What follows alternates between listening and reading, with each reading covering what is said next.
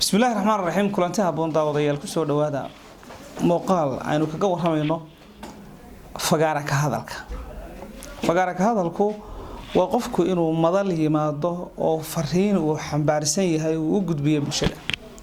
qofku waa inuu awood u leeyahay inuu dad hortood ka hadli karo dadkaasi tirada doonaan bahalahaadaan habataan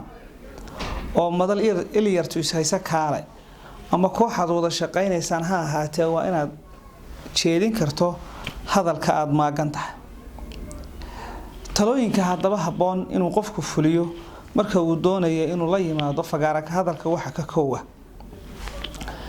cidda aad la hadlayso marka lagu yiraahdo hadal baa lagu qoray maanta ama mowduuc asaad jeedinaysaa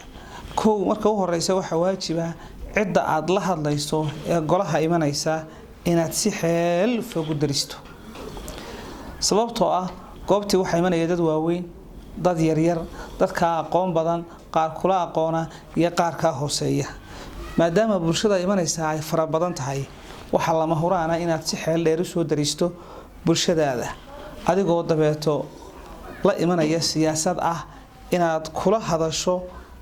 hab wada qancin kara oo qof kastaaba uu iska dhaxarki karo wayna diiradda saarin oo qayb bulshada kamid ah ka hoose ka sare iyo ka dhaxaba waa inaad isku wada laba soo diyaar garow si kastoo u tahay hadal yaqaan aftahanya badan haddana mararka qaarkood baa hooseeg iyo inay wax iska ka hor yar daba maraan dhacaan sida awgeed waxa lama huraana oo ah sir kamid ah siraha fagaaraka hadalka wanaagsan inaad soo diyaariso xubinka aad ka hadlayso qodobka saddexaad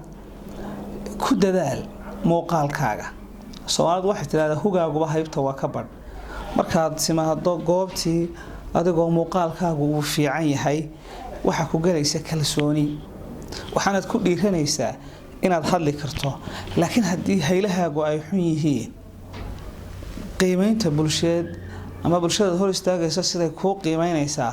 ma noqonayso si togan marka aad fuusho goobta aad hadalka ka jeedinayso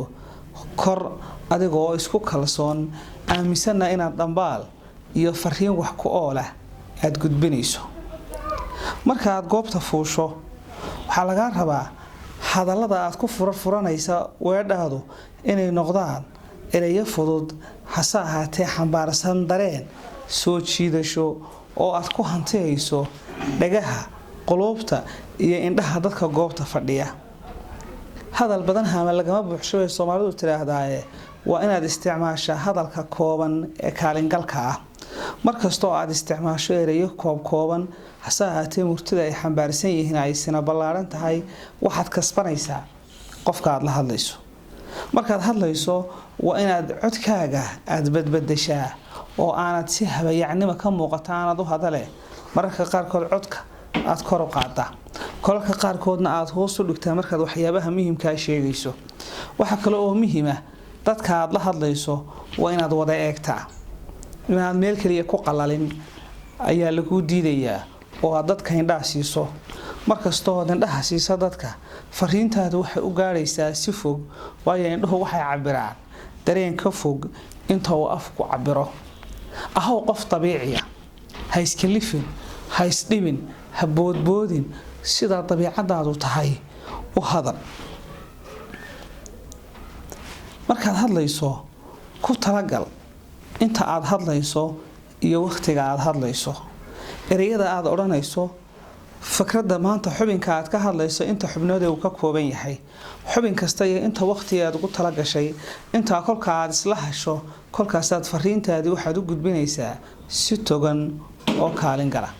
intaas aynu ku koobaynaa barnaamijkeena